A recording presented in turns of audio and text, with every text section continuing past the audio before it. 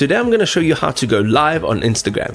If you do want to go live on Instagram, quite simply all you need to do is tap on the plus icon on the left hand side on the top of your screen, or quite simply use your finger and scroll to the right hand side of your screen from the left, so you're kind of pulling your screen away. That's what it will look like, and now you can go down to the bottom where it says post, story, reel, and you can look for live.